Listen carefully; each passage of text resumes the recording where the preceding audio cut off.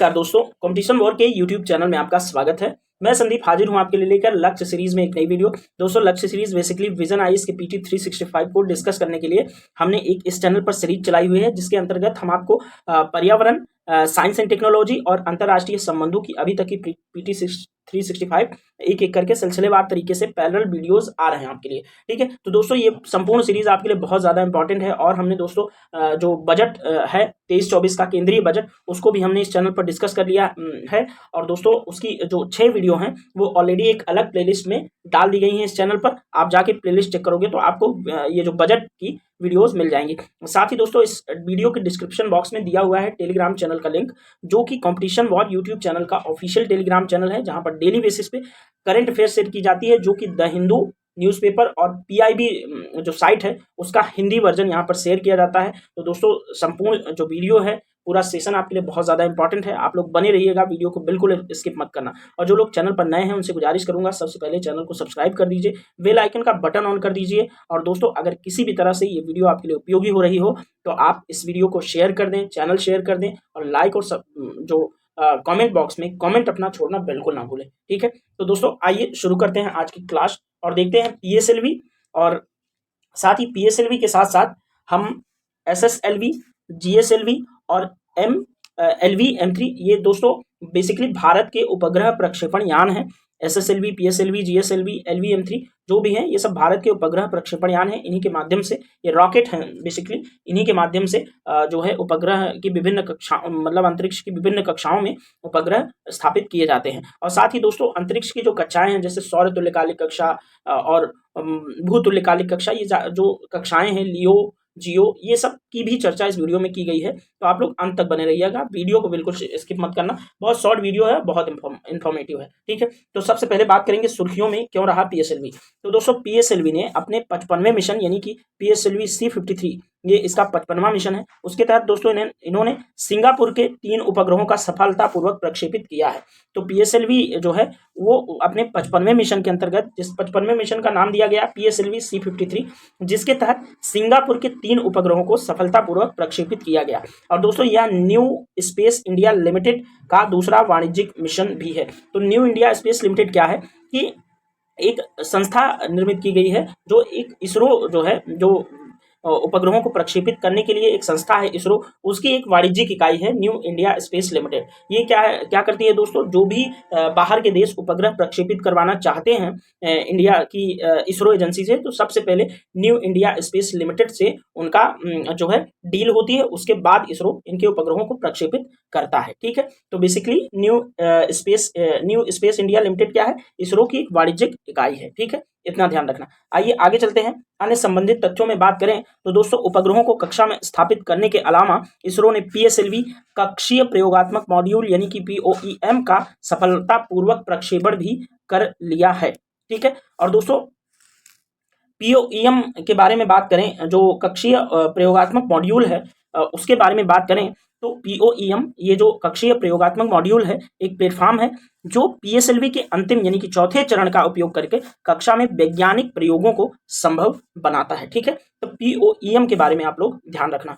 दोस्तों POEM एक समर्पित नेविगेशन, मार्गदर्शन और नियंत्रण प्रणाली है, और यह प्रणाली दोस्तों इसे निर्धारित सटीकता के साथ स्थिर करने और इसके मस्तिष्क के रूप में काम करेगी। और दोस्तों ऊर्जा का स्रोत क्या है, POEM जो है वो POEM को ऊर्जा इसमें लगे जो सौर पैनल हैं और उनसे तथा लिथियम आयन बैटरी से प्राप्त होगी। ठीक है दोस्तों, चर्चा में आगे बढ़ते हैं।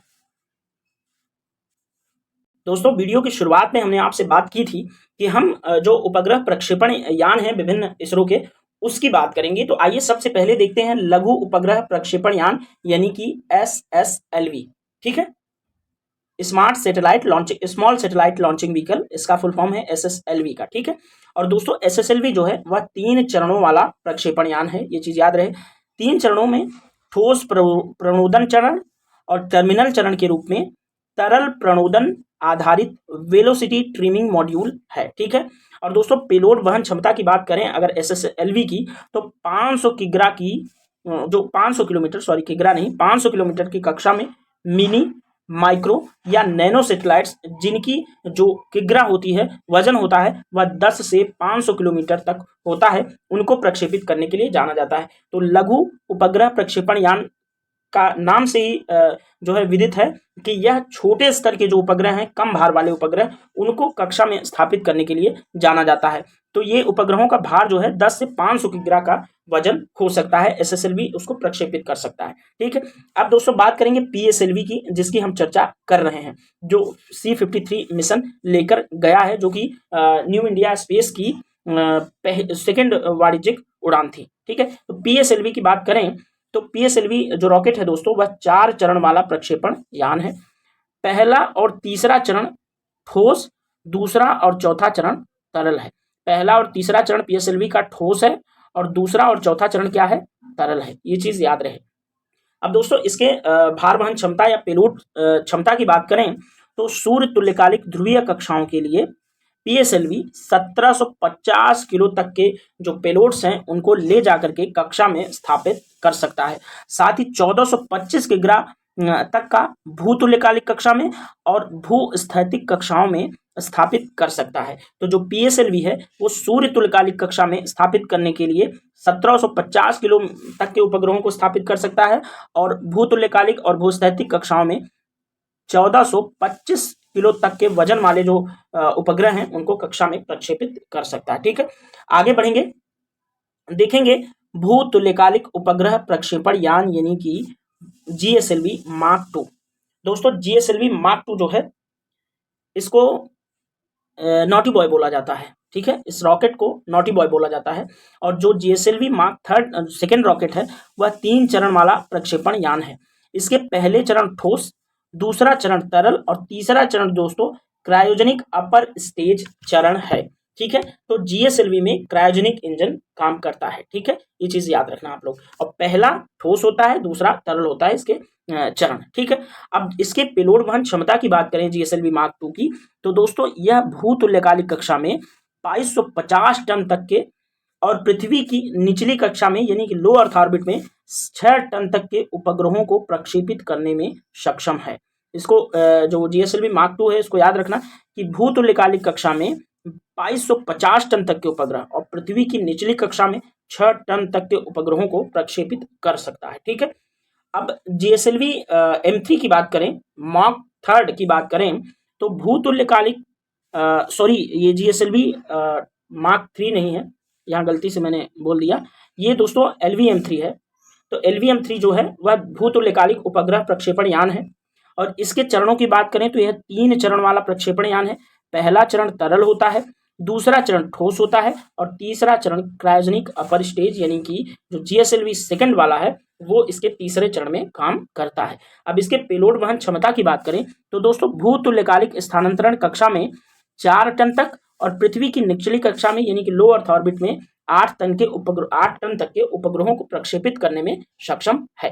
ठीक है, तो दोस्तों इसको आप याद रख लेना। ठीक है, क्योंकि एग्जाम के अंदर कई बार पूछ लेता है कि किसकी पेलोड ले जाने की क्षमता कितनी है, जो जैसे एसएससी वगैरह के एग्जाम होते हैं तो उसमें ये सब पूछे जाने की संभावना थोड़ी ज्यादा होती है। ठीक है, और ये चरण वगैरह तो ये पीसीएस या फिर आईएएस की परीक्षा में आपसे पूछा जाता है। ठीक है दोस्तों, इतना चर्चा करने के बाद अब हम बात करेंगे थोड़ा जो अंतरिक्ष की विभिन्न कक्षाएं हैं उनके बारे में। तो दोस्तों आइए अंतरिक्ष की अलग अलग कक्षाएं देख लेते हैं। जैसे पहली कक्षा है भू स्थिर कक्षा, जिसको जियो बोलते हैं। तो जियो दोस्तों, जो जियो होती है उसमें उपग्रह पृथ्वी के घूर्णन के अनुरूप, जैसे पृथ्वी जैसे जैसे घूमती है जिस दिशा में, वैसे पश्चिम से पूर्व की ओर भूमध्य रेखा के ऊपर पृथ्वी का चक्कर लगाते रहते हैं। इसलिए जियो उपग्रह एक निश्चित स्थिति में स्थिर दिखाई देते हैं।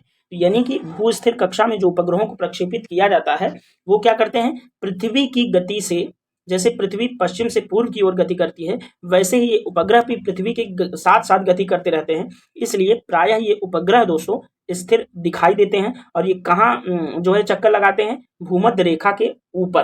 ठीक है, ये चीज याद रहे।